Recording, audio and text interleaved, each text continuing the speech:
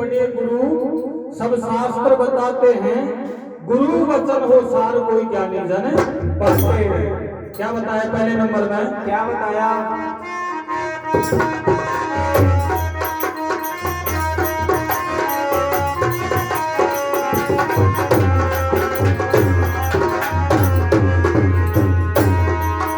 अपने गुरु मिले थे नारद जी को, सजना काली पीर सुनो, कल में गाता में थी कटी 84 की पीर सुनो, कल में गाता में थी कटी 84 की पीर सुनो।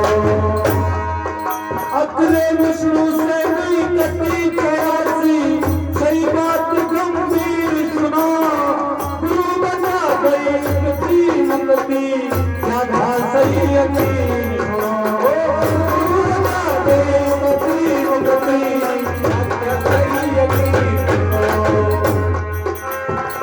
ये सतगुरु की हो ये सतगुरु की हो गुरु आप समाते हैं, गुरु बन हो सार कलिया इधर पाते हैं, गुरु बन गुरु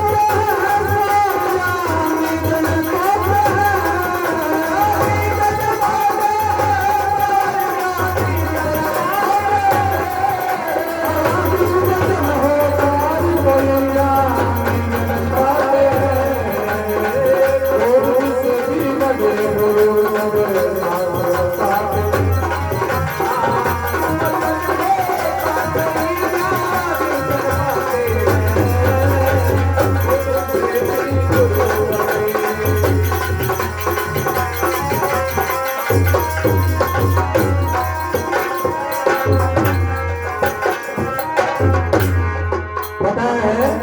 बोले गुरु मिले थे नारद जी को, सजनों का लो कीर सुनो, फिर पल में व्याजा बेटी थी कटी 84 की पीर सुनो। एक समय की बात है, भगवान विष्णु बैठे हुए थे, नारद जी वहीं थे। जब सत्संग चर्चा चलती है तो गुरु का प्रसंग आ जाता है। भगवान नारद जी से कहते हैं, बोले नारद बिना गुरु के ज्ञान नहीं है, गुरु शरणागति तो लेनी ही पड़ती है। नारद जी ने कहा, बोले प्रभु मैंने तो किसी को गुरु धारण किया ही नहीं, मैं तो आपकी सेवा करता हूँ, आपके चरणों का दास हूँ, मैं आपके सिवा किसी को गुरु नहीं मानता हूँ, आप ही मेरे गुरु हैं। तो भगवान ने कहा नारद जी से कि नारद नहीं, आपको भी गुरु शरणागति तो लेनी ही पड़ेगी। नारद जी ने कहा मैं कहाँ जाऊँ, किसके पास जाऊँ? तो भगवान ने रास्ता बताया कि आप कल प्रातः काल होते ही फला नगरी में चले जाना, सबसे पहले जिसके भी दर्शन हो जो भी मिले उसी को गुरु धारण कर देना।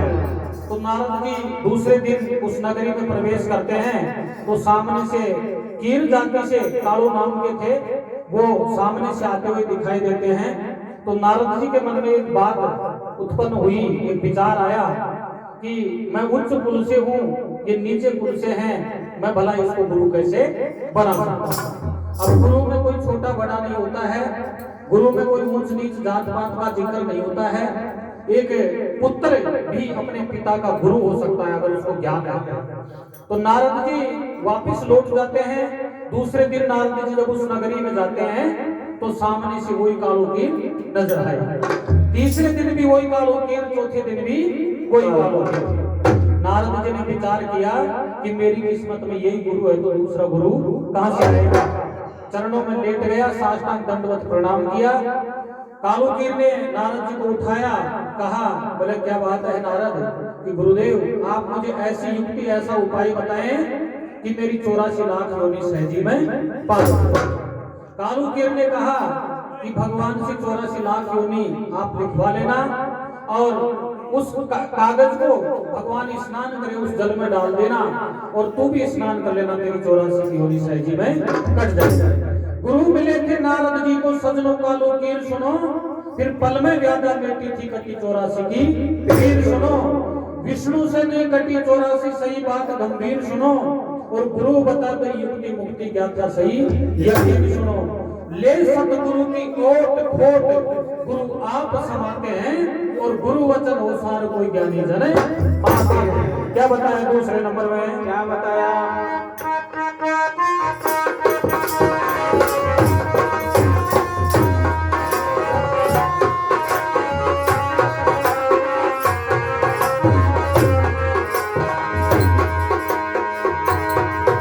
अपने गुरु मिले थे रविदास,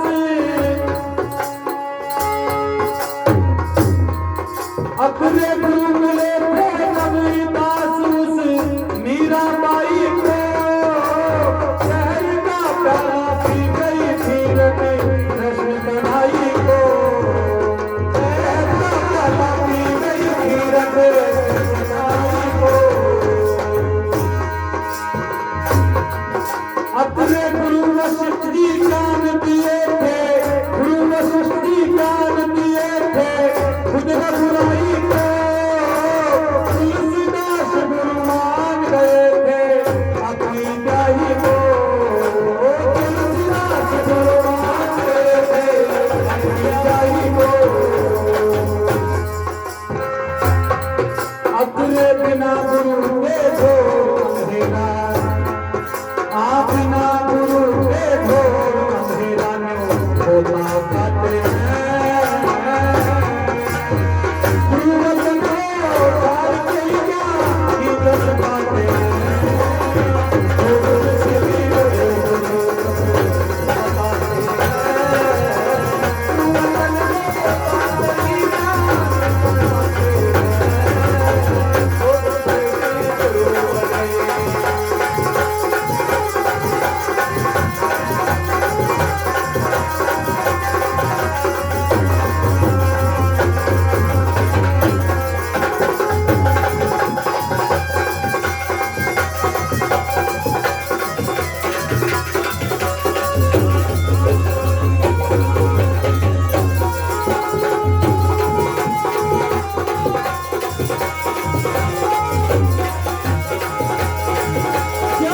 वचन को पार किया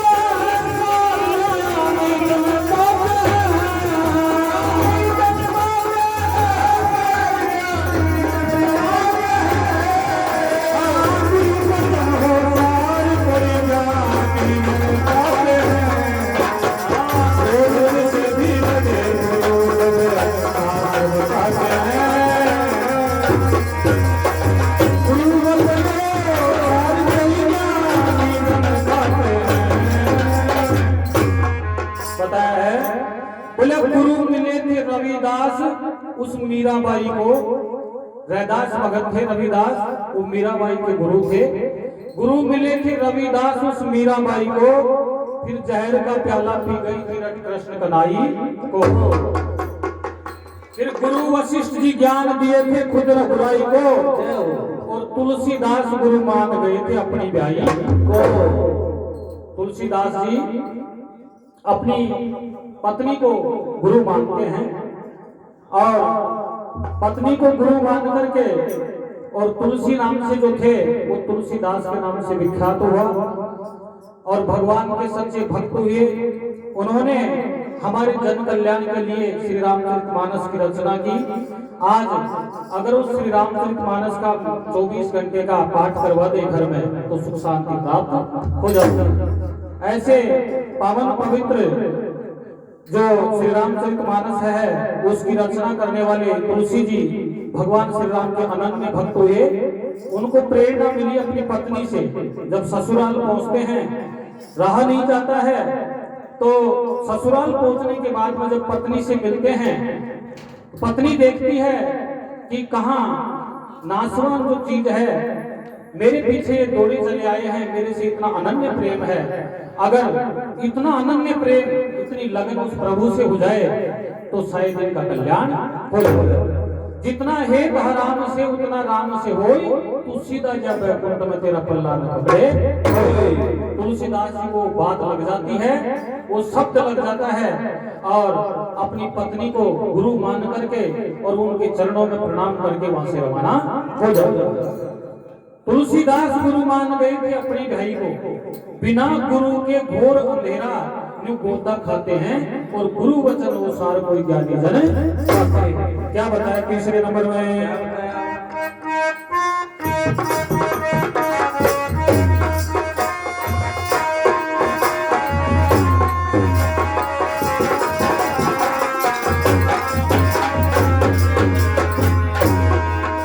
अपने विद्या में भरपूर जनक जी पूरे ज्ञानी थे, कटीमा कृष्णा बैरन चरण वो विज्ञानी थे।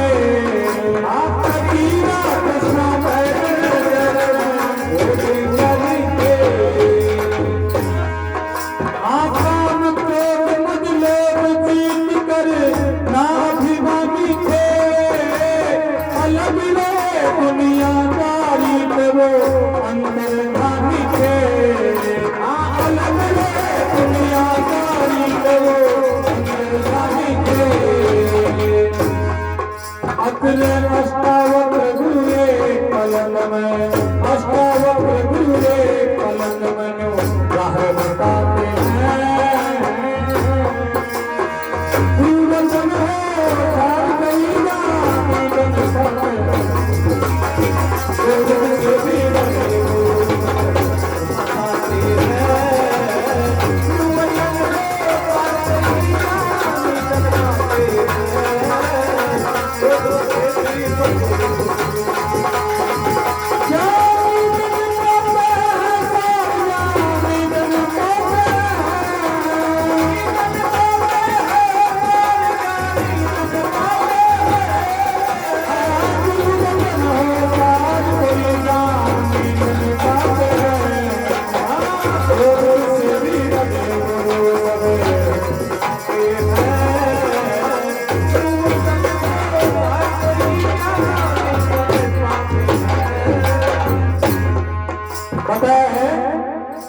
अष्टावक्र जी छोटे से बालक हैं, बालकों में खेल रहे हैं। एक दिन एक बालक से आपस में कोई बात को लेकर के झगड़ा हो जाता है, तो एक बालक ने उनको बोल मार दिया कि तुझे तेरे बाप का तो पता ही नहीं है कहाँ पढ़ा है और तू हमारे से जितने के लिए आ गया। तो अष्टावक्र जी की वो बात चुप जाती है, वहां से दौड़े दौड़े अपने घर आते हैं और अपनी माँ से पूछने लग जाते हैं। बोले माँ आप एक बात बताइए। बोले बेटा बोलो कि मेरे पिताजी कहाँ हैं। तो माँ बात को टालने की कोशिश करती है। बोले बेटा तू आज ये बात क्यों पूछ रहा है मुझसे। बोले नहीं माँ मुझे बताओ मेरे पिताजी कहाँ हैं। तो माँ कहती है बोले बेटा तू जा खेल बच्चों में जाकर के, इन बातों से तुझे क्या मतलब है। बोले ना माँ मुझे बताना ही पड़ेगा। तो बाल हट राजहट जो क्रिया अठ बुरे होते हैं। बालक यह कहते हैं कि मटकी मुंह उठने डालना जाए तो जब मिट्टी कोई बड़ा डालने के डालना ही पड़ता, उसका हट है, हट कर लेता है। तो माँ कहती है बोले बेटा तेरे पिताजी हैं वो महाराज जनक के दरबार में गए थे और उस दरबार के अंदर उनको वहीं बंदी बना करके रख लिया गया, उनको वहीं रोक लिया गया है। क्यों माँ? क्योंकि महाराज जनक के कोई सवाल है, कोई शंका है जिसका समाधान करने के लिए शर्त है कि कोई दरबार में आएगा और अगर जवाब नहीं लगता है तो उसको यहीं रहना पड़ेगा। तेरे पिता भी गए थे बड़ा अरमान लेकर के और उनके सवालों का जवाब नहीं दे पाए और वो वहीं रह गए। अष्टावक्र जी कहते हैं बोले माँ महाराज जनक के दरबार में मैं जाऊंगा और उस सवालों का जवाब मैं। माँ कहती है बोले बेटा तू मत जा, मैं इसी आशा पर जी रही हूँ कि मेरा बेटा धीरे धीरे बड़ा हो रहा है, मैं तेरे सारे से जिंदगी काट लूंगी बेटा, तू कम से कम मेरे को छोड़ करके मत जा। बोले माँ तू तो केवल मुझे आशीर्वाद दे और मेरे सिर पर हाथ रख दे और मुझे आज्ञा दे दे। माँ अगर माँ का आशीर्वाद सच्चे दिल से मिल गया और आपने सच्चे हृदय से मुझे आज्ञा दे दी तो माँ मैं विजय होकर ही लौटूंगा। तो अष्टावक्र जी वहां से रवाना हो जाते हैं। महाराज जनक के दरबार में पहुंचते हैं, सभा लगी हुई है, बड़े बड़े विद्वान लोग वहां बैठे हैं। तो जब अष्टावक्र जी दरवाजे में प्रवेश करते हैं तो अष्टावक्र जी के शरीर में 8 बल थे, 8 जगह से टेढ़ा मेढ़ा शरीर था और काला कलूटा शरीर था, बेढंग का शरीर था। जब वो लोग देखते हैं कि ये बालक है और महाराज के सवालों का जवाब देने के लिए आया है, क्योंकि उस दरबार में मुनि को जाने की आज्ञा थी, जो वहां कोई सवालों का जवाब दे तो एक बार सबको हंसी आ जाती। जब सबको हंसी आती है तो महाराज अष्टावक्र जी को थोड़ा क्रोध आ जाता है, क्योंकि जब चंदन को बार बार घिसा जाता है तो उसमें भी अग्नि उत्पन्न हो जाती है। संत का हृदय नवनीत के समान होता है, लेकिन अगर कोई बात ऐसी बोल दी जाए तो संत कई बार ऊपर के दिखावे से भी क्रोध कर जाते हैं कि इनको कोई ज्ञान सिखाना है, शिक्षा देनी है। अष्टावक्र जी ने क्रोध किया और कहा कि महाराज आपने इन चिमारों को ये क्यों इकट्ठा किया है? जब सबको चिमार बता दिया, विद्वान लोग थे, राजा महाराजा संत महात्मा बड़े बड़े पंडित लोग थे, सबकी आंखें लाल हो गई, खड़े हो गए, बोले महाराज आपके दरबार में एक बालक ने हमारा अपमान किया है, हम इसको छोड़ेंगे नहीं, इसको दंड दिया जाए। महाराज जनक जी ने कहा कि आप शांति से बैठ जाइए। अगर एक अबोध छोटा बालक आकर के आप सबके बीच में निडर होकर के ऐसी बात बोलता है जो आप सबको बुरी लगती है, तो बात में हो सकता है जरूर कोई दम हो। मैं इससे जवाब दूंगा, मैं बात करूंगा, अगर ये संतुष्ट कर देते हैं तो अच्छी बात है, वरना मैं मेरे हाथों से खुद इसको दंडित करूंगा। आप बैठ जाइए शांति से। सब बैठ जाते हैं। महाराज अष्टावक्र जी सबसे उच्च सिंहासन था, उस सिंहासन के ऊपर जाकर के विराजमान हो जाते हैं। अब उस सिंहासन पर बैठने का उसी को अधिकार था जो सवालों का जवाब दे। अगर जवाब नहीं लगे, सिंहासन पर डायरेक्ट बैठ जाए तो उसको मृत्युदंड की सजा दी। महाराज जनक जी ने मन ही मन दंडवत प्रणाम किया, पहचान गए कि हो ना हो जिसकी मुझे तलाश थी, जिस गुरु की मैं खोज में था, वो मेरे सामने साक्षात बैठे हैं। तो अष्टावक्र जी से सवाल जवाब होते हैं और महाराज जी का समाधान भ्रम मिटता है, सारी बातें क्लियर होती हैं। तब जाकर के जनक जी चरणों में लेटते हैं और जनक महाराज जी हाथ जोड़ करके प्रार्थना करके बोले गुरुदेव सारी बातों का ज्ञान मुझे हो गया, सारी बातों का पता चल गया, लेकिन ये एक बात अभी भी खटक रही है। कौन सी? कि आपने आते ही सब लोगों को चिमार कर करके बतलाया था, ये क्या कारण था? कि महाराज इन लोगों ने मेरी चमड़ी की परख की, मेरे शरीर को देखा और मेरे शरीर को देख करके, मेरी चमड़ी को देख करके ये लोग हंसे। तो इन्होंने केवल मेरी चमड़ी की परख की, मेरे ज्ञान की परख नहीं की, और एक चमड़ी की परख चिमार ही करते। तो सबकी नीची गर्दन हो जाती है। और वो बताया है विद्या में भरपूर जनक जी पूरे ज्ञानी थे, काम क्रोध मद लोभ जीत कर ना अभिमानी थे, अलग रहे दुनियादारी तब वो अंतर्ज्ञानी थे। फिर पर अष्टावक्र गुरु एक पलक में न्यू राह बताते हैं और गुरु वचन अनुसार कोई ज्ञानी जन पाते हैं। क्या बताया आखिरी नंबर में?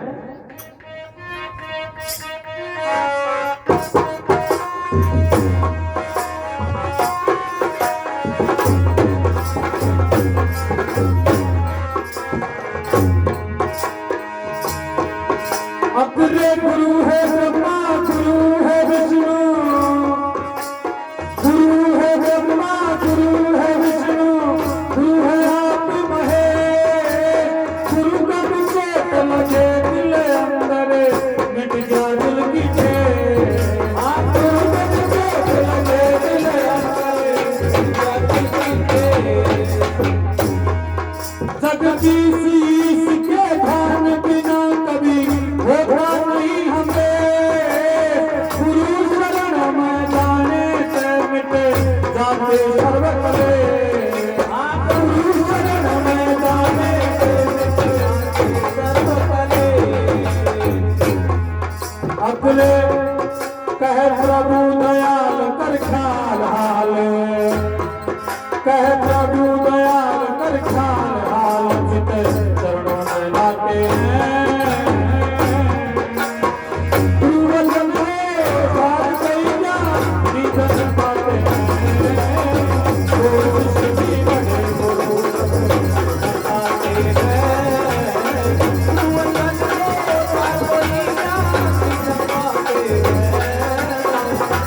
Thank you.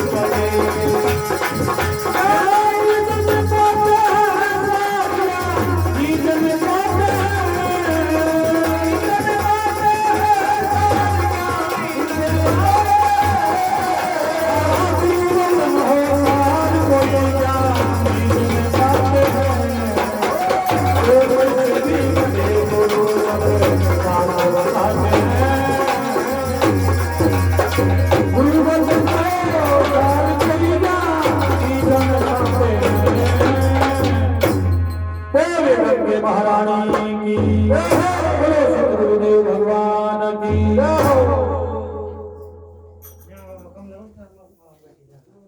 बोलो शंकर भगवान की जय हो।